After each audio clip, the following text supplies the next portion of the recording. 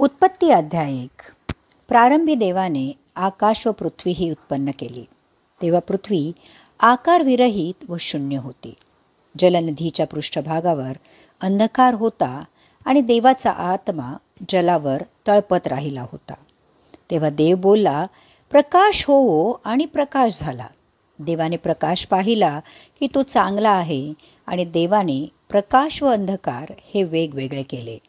देवाने प्रकाशाला दिवस व अंधकाराला रात्र म्हटले, आणि सायंकाळ झाला व प्रातःकाळ झाला हा पहिला दिवस. मग देव बोलला, जलांच्या मध्यभागी अंतराळ होवो व ते जलास दुभागणारे हो.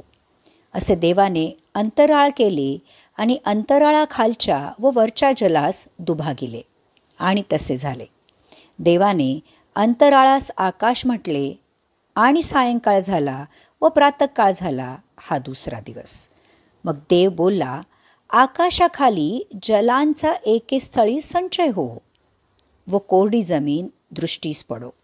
आणि तसे झाले. देवाने कोरड्या जमिनीस भूमी म्हटले, व जलांच्या संचयास समुद्र म्हटले.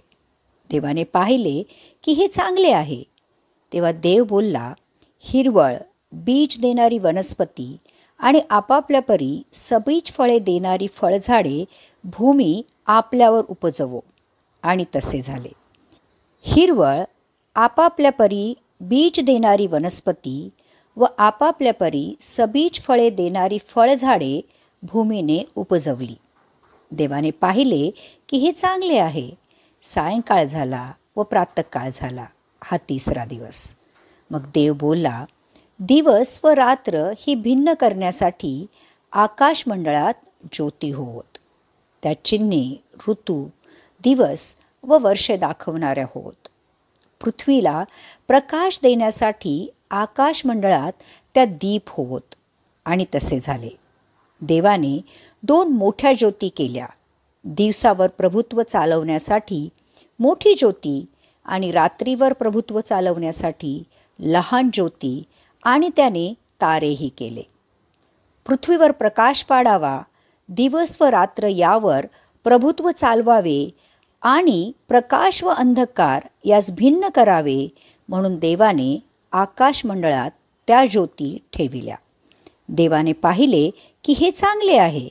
सायंकाळ झाला व प्रातःकाळ झाला हा चौथा दिवस. मग देव बोलला, जीवजंतूंच्या थव्यांनी जले भरून जावोत, आणि पृथ्वीवरून अंतराळात पक्षी उड्डाण करोत. राक्षसी जलचर, जलात गजबजणारे व संचार करणारे प्रत्येक जातीचे सर्व जीव, आणि प्रत्येक जातीचे सपक्ष प्राणी देवाने निर्माण केले. देवाने पाहिले की हे चांगले आहे.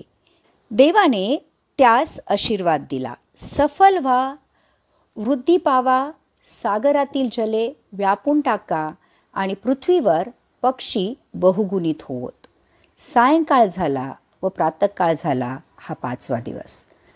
मग देव बोलला, प्रत्येक जातीचे ग्रामपशु, रांगणारे प्राणी व वनपशु असे प्राणधारी जीव पृथ्वी उपजवो. आणि तसे झाले. असे प्रत्येक जातीचे वनपशु, ग्रामपशु व जमिनीवर रांगणारे जीव देवाने केले. देवाने पाहिले की हे चांगले आहे. मग देव बोलला, आपल्या प्रतिरूपाचा व आपल्याशी सदृश्य असा मानव करो. समुद्रातील मत्स्य, आकाशातील पक्षी, पशु, अवघी पृथ्वी, आणि पृथ्वीवर संचार करणारे सर्व जीव यावर ते सत्ता चालवितील. देवाने आपल्या प्रतिरूपाचा मनुष्य निर्माण केला. देवाचे प्रतिरूप असा तो निर्माण केला, नर व नारी अशी ती निर्माण केली.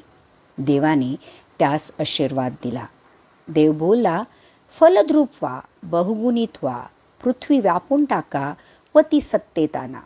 समुद्रातील मत्स्य, आकाशातील पक्षी व पृथ्वीवर संचार करणारे सर्व प्राणी मात्र यावर सत्ता करा.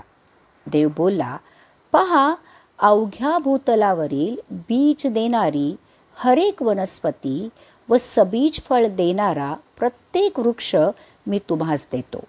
ही तुमचे अन्न होतील.